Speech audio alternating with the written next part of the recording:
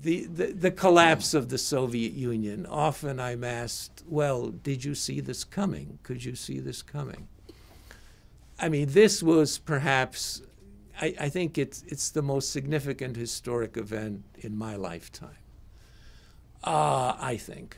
It's probably a unique development almost in history, because I cannot think of an example in history when an empire willingly dissolved itself.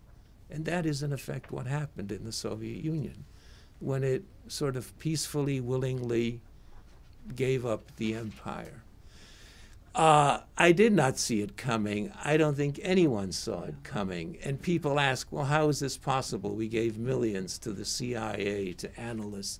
This was the most watched phenomenon in the world. Well, the answer is you could not see it coming. You could not see it coming because, by definition, if you could see it coming, people would have stopped it. People would have averted it.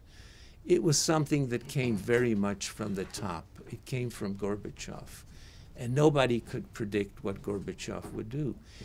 The real irony is that nobody saw it coming, not even Gorbachev, because he did not think that the Soviet Union would come apart.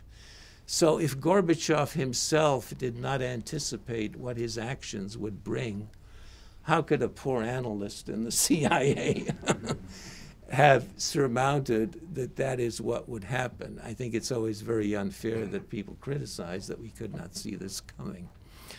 But nonetheless, it was an incredible development that, I would never have predicted.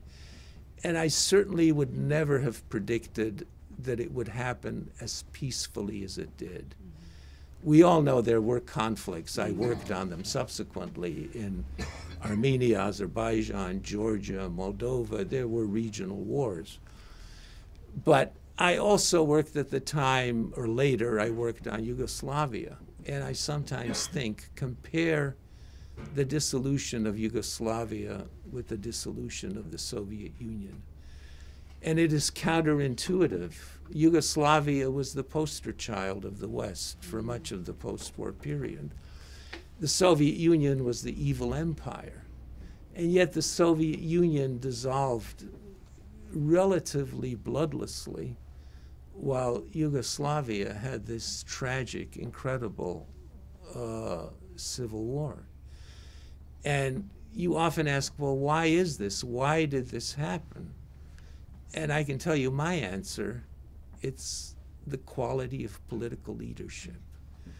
And when people sometimes ask me, what have you learned in your 32 years in the Foreign Service? I say it is the importance of the quality of leadership on the fate and the destiny of nations.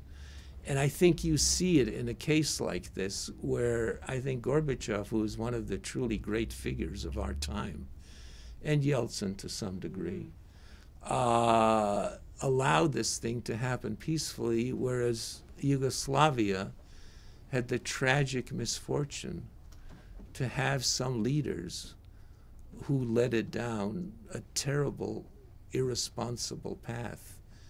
And the country suffered so dramatically for it. We all wish that they had had different leaders. And it happened that way. So the lesson I have learned is the importance of the quality of leadership, really, in foreign affairs. It's incredible.